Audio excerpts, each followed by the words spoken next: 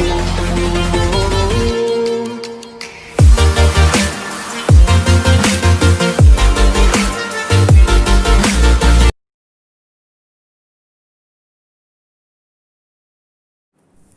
बच्चों, मैं पूनम भारद्वाज उपस्थित हूँ आप सभी के समक्ष कक्षा 9वीं के लिए कृतिका से रीढ़ की हड्डी नामक एकांकी के प्रश्नोत्तर लेकर। तो पिछली वीडियो में मैंने 1 से 5 प्रश्नों के उत्तर बताए थे आपको और आज मैं शुरुआत करती हूँ छठे प्रश्न से। तो छठा प्रश्न है, शंकर जैसे लड़के या उमा जैसी लड़की समाज को कैसे व्यक्तित्व की ज़रूरत है? तर्क सहित उत्तर दीजिए। इसमें यह प्रश्न किया गया है कि हम समाज में कैसे लोग होने चाहिए, शंकर जैसे होने चाहिए या उमा जैसी लड़की। तो शंकर के बारे में बात करते हैं। पहले शंकर कैसा व्यक्ति है, कैसा लड़का है? शंकर एक कमज़ोर व्यक्तित्व वाला लड़का है। उसकी कोई अपनी पर्सनैलिटी नहीं है, अपना कोई अच्छा व्यक्तित्व नहीं है। वह रूढ़िवादी है, पुरानी विचारधारा वाला है, मानसिक एवं शारीरिक रूप से कमज़ोर है क्योंकि उसकी सोच भी परिपक्व नहीं है, और शारीरिक रूप से वैसे भी कमज़ोर है क्योंकि वह सीधा ही नहीं बैठ पाता, रीढ़ की हड्डी सीधी नहीं रख पाता, झुककर बैठता है। उसमें अपनी बात को प्रकट करने की क्षमता भी नहीं है। वो अपनी बात को अपने पिता के सामने नहीं रख सकता क्योंकि पिता रूढ़िवादी विचारों के हैं और कैसी लड़की चाहते हैं? कम पढ़ी लिखी लड़की चाहते हैं। तो इस बात पर भी वो अपने पिता के सामने अपना पक्ष नहीं रखता। सिर्फ पढ़ने से ही वो समाज के लिए उपयोगी सिद्ध नहीं हो सकता, वो समाज के लिए कुछ नहीं कर सकता। सिर्फ पढ़ना ही नहीं होता ज़रूरी, अपनी मानसिकता, अपनी विचारधारा को भी बदलना होता है। शंकर जैसे व्यक्तित्व की समाज को कोई ज़रूरत नहीं है क्योंकि ऐसे व्यक्तित्व वाले लोगों से ना तो समाज को उपयोगी व स्वस्थ विचारधारा वाले नागरिक मिलेंगे और ना ही इनसे समाज और राष्ट्र की उन्नति की अपेक्षा की जा सकती है। तो ऐसे कमज़ोर व्यक्तित्व वाले लोग अगर समाज में होंगे तो उससे हमारे देश को, समाज को, राष्ट्र को किसी भी प्रकार की उन्नति की अपेक्षा नहीं हो सकती। समाज को उमा जैसी लड़की की आवश्यकता है जो साहसी, निर्भीक एवं स्पष्टवादी है। उमा कैसी है? साहसी व्यक्तित्व की है, निर्भीक है, किसी से नहीं डरती और स्पष्ट बात कहने वाली है। वो अन्याय से लड़ने की ताकत रखती है, वो अन्याय के खिलाफ अपनी आवाज़ उठाती है। वह रूढ़ियों में विश्वास नहीं करती, पुरानी बातों में विश्वास नहीं करती, परंपराओं को तोड़ना जानती है। समाज को ऐसे ही लोगों की ज़रूरत है जो अपने कुल का नाम ऊंचा करने के साथ साथ समाज में पनप रही बुराइयों को दूर करने में सक्षम हो, समर्थ हो, समाज को सफलता की ऊंचाइयों तक पहुंचा सके। तो समाज को कैसे लोगों की ज़रूरत है? उमा जैसी लड़कियों जैसे व्यक्तित्व की ज़रूरत है। 7वां प्रश्न है बच्चों, रीढ़ की हड्डी शीर्षक की सार्थकता स्पष्ट कीजिए। रीढ़ की हड्डी एकांकी है और इसका शीर्षक बिल्कुल उचित है क्योंकि रीढ़ की हड्डी शरीर को सीधा रखती है। यही स्थिति चरित्र की भी होती है। यह हड्डी चरित्र का प्रतीक है। इस प्रकार रीढ़ की हड्डी का प्रतीकार्थ है चरित्रवान होना, कि जिससे हमारा चरित्र दिखाई देता है। शंकर में रीढ़ की हड्डी नहीं थी, इस कारण ही वह चरित्रहीन था। उसमें खुद की भी मजबूती नहीं थी, आत्मविश्वास की कमी थी, स्वाभिमान की कमी थी। वह दूसरों पर निर्भर रहता था।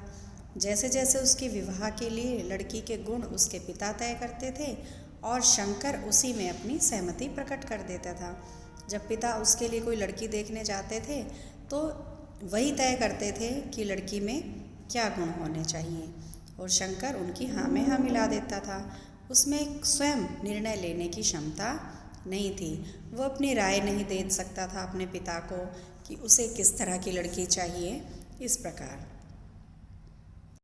और यदि ऐसे व्यक्ति को समाज के संचालन का भार दे दिया जाए, संचालन समाज को चलाने का भार दे दिया जाए तो सामाजिक स्थिति पर नकारात्मक प्रभाव पड़ेगा।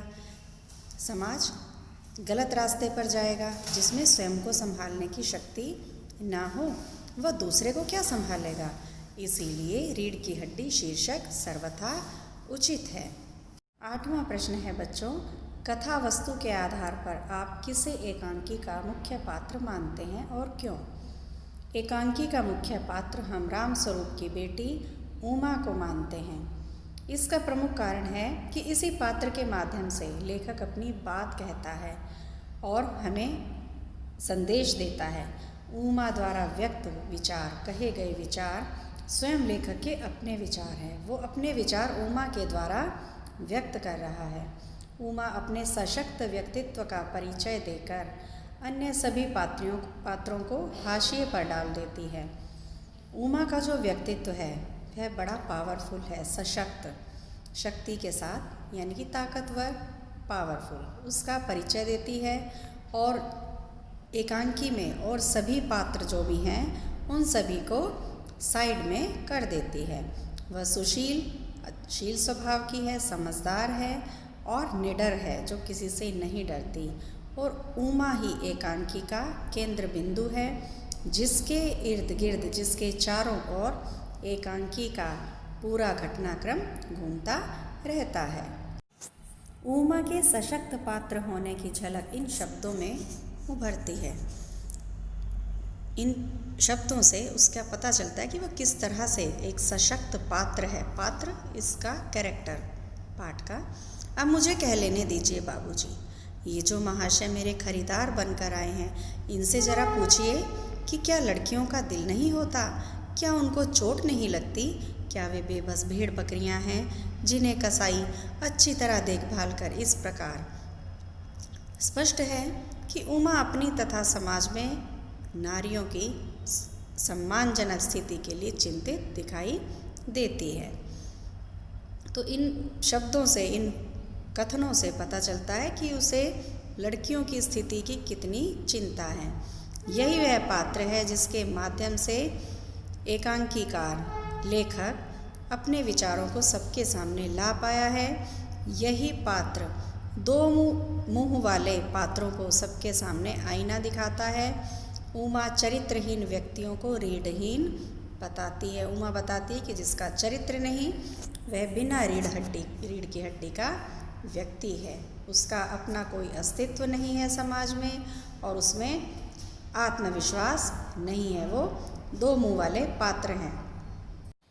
9वां प्रश्न है बच्चों, एकांकी के आधार पर रामस्वरूप व गोपाल प्रसाद की चारित्रिक विशेषताएं बताइए। रामस्वरूप एक लड़की का पिता है। दोनों के चरित्र के बारे में बताना है कि उनका दोनों का चरित्र कैसा है, जिसमें उनके स्वभाव आदि के बारे में पता चलता है, उनके विचार कैसे, उनका स्वभाव कैसा, उनका चरित्र कैसा है। तो पहले हम बात करते हैं रामस्वरूप के बारे में। वो एक लड़की के पिता हैं। उसका नाम क्या है? उमा। वे अपनी बेटी को उच्च शिक्षा दिलाने के पक्ष में हैं, परंतु बेटी के विवाह को लेकर कुछ परेशान हैं।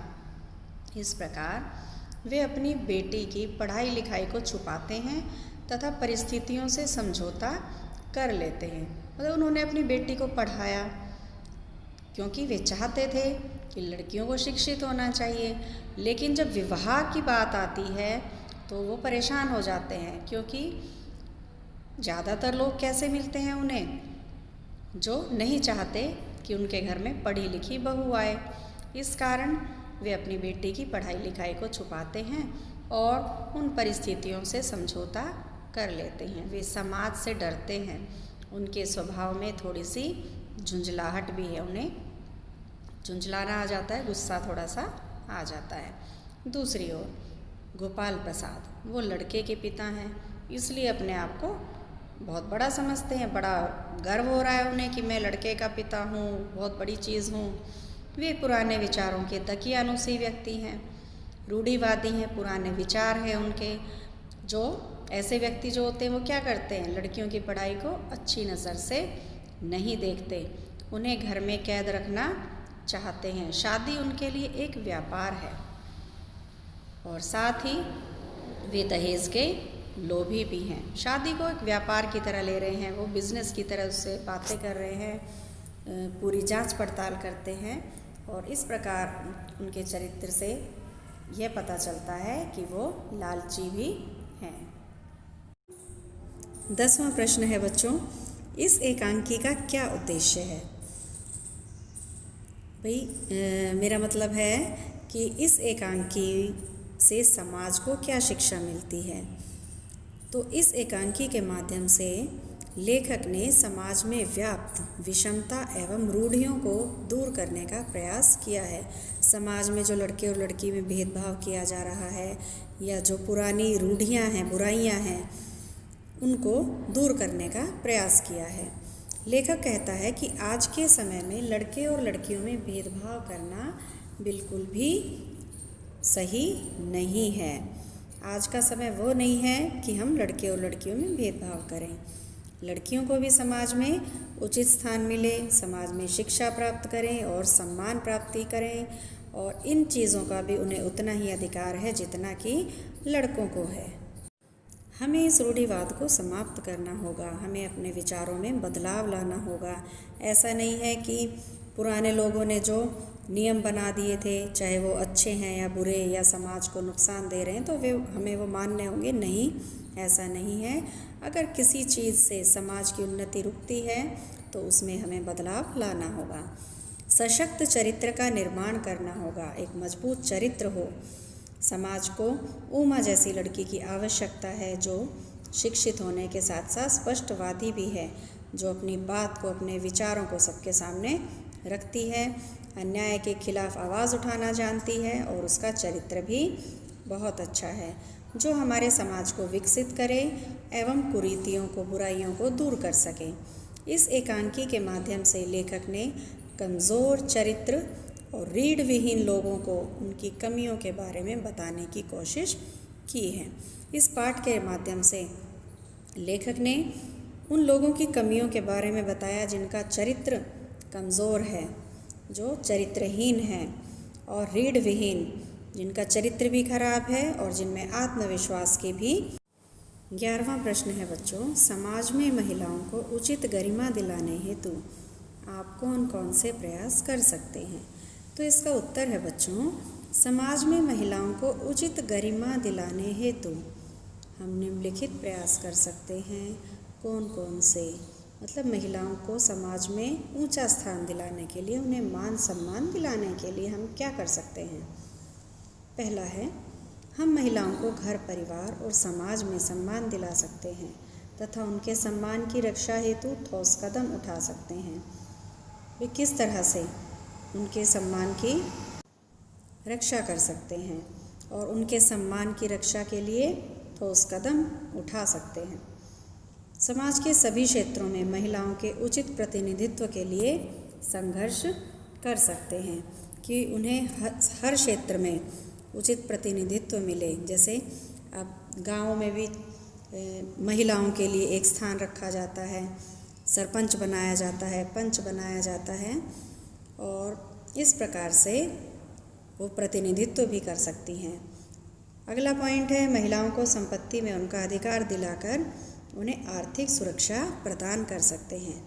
उन्हें भी संपत्ति मिले, मायके में या ससुराल में। ऐसा ना हो कि उन्हें इस अधिकार से वंचित कर दिया जाए, क्योंकि जब वो आर्थिक रूप से मजबूत होंगी तो वो हर परिस्थिति का सामना आसानी से कर पाएंगी, और जब उनके सामने अगर कोई बुरी परिस्थिति आती है तो वो डटकर उसका सामना कर सकें। चौथा पॉइंट है, लड़कियों का विवाह बिना दहेज लिए दिए कर सकते हैं, कि दहेज की आवश्यकता ही ना हो, जिससे दहेज जैसी कुप्रथा का शीघ्र से शीघ्र उन्मूलन हो सके, वह शीघ्र से शीघ्र खत्म हो सके। इसके लिए लड़कों को कदम उठाना होगा। अगर उनके माता पिता लालची हैं तो लड़कों को पढ़ लिख कर शिक्षित होकर यह देखना होगा और समाज में यह चीज़ बदलनी होगी, इस विचारधारा को बदलना होगा कि अगर विवाह किया जाए तो दहेज लेना है। नहीं, ये ऐसा ज़रूरी नहीं है। अगला पॉइंट है, हमें सभी स्त्रियों को शिक्षित करना होगा जिससे वे पुरुषों के साथ कंधे से कंधा मिलाकर चल सके। किसी भी स्त्री को पढ़ने से वंचित ना रखें, उन्हें उच्च शिक्षा दिलाई जाए। अगला पॉइंट है महिलाओं के लिए बनाई गई महिला कल्याण समिति को प्रभावी एवं समर्थ बनाना होगा। जो महिलाओं के अधिकारों के लिए समितियां बनाई गई हैं, जैसे महिला कल्याण समिति आदि, इनको प्रभावी और समर्थ बनाना होगा, इन्हें पावरफुल बनाना होगा ताकि ये मजबूत हों और महिलाओं पर हो रहे अन्याय को रोक सकें। अगला पॉइंट है लड़कियों और लड़कों में किसी भी प्रकार का भेद तथा किसी भी क्षेत्र में असमानता की भावना को समाप्त करना होगा। कोई भी क्षेत्र ऐसा ना हो जहाँ पर लड़के और लड़कियों में भेदभाव किया जाए या उन्हें बराबर ना रखा जाए।